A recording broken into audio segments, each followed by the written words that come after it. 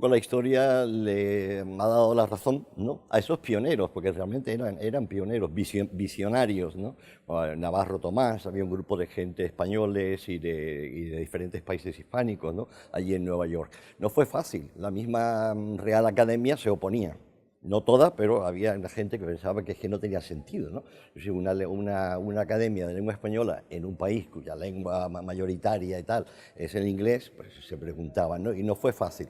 No fue fácil hasta que ya en el 80, en el Congreso de Lima, ¿no?, ya ingresó realmente la Academia Norteamericana a ser parte de la sala. El español nunca fue lengua extranjera en Estados Unidos, fue la primera lengua europea, ¿no?, que se habló en lo que hoy constituye los Estados Unidos. Siempre digo que nosotros no somos extranjeros aquí, estábamos mucho antes que llegara el Mayflower, ¿no?, los peregrinos famosos de Inglaterra, etcétera. O sea que la presencia del español, ¿no?, desde el siglo XVI, básicamente, ¿no?, ha sido muy importante en Estados Unidos. Y hoy en día, pues claro, ya ha superado, ¿no?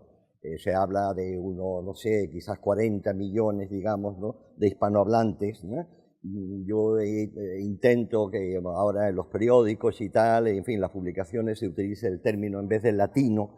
Yo estudié latín, pero no lo hablo, ¿verdad? Y yo creo que la mayoría tampoco, o sea, sabemos por qué se utiliza el término latino y todo eso, ¿no? Incluso lo de hispano. Entonces yo propongo que se utilice el término hispano-unidense, que al fin y al cabo nos describe, ¿no?, a las personas de origen hispano, hablemos más o menos español, pero que residimos en Estados Unidos. El español es muy variado, que depende, claro, también de la zona. Obviamente, en la zona de Miami, por ejemplo, en las grandes ciudades como Miami, Nueva York, Los Ángeles, etcétera, ese español tendrá no solamente una variante, tiene varias variantes. Pero lo interesante que en ese trasvase cultural, lingüístico, ¿no?, de tantos hispanos, digámoslo así, ¿no?, que viven en Estados Unidos, se está creando ya, ¿verdad?, un español no en Estados Unidos, sino un español de Estados Unidos. Es decir, creo que eso es muy interesante, este fenómeno. Indudablemente hay una influencia del inglés, pero en todas partes, en todos los países hay una influencia del inglés.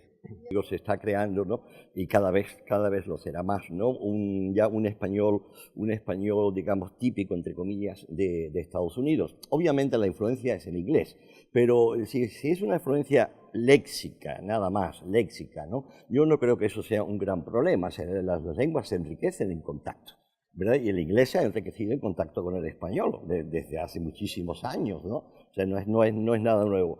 Pero el problema está, según yo lo veo, ¿no?, en que las personas que utilizan ya, digamos, este español típico de Estados Unidos tengan una sintaxis ya desmembrada, una sintaxis que es más inglés que español.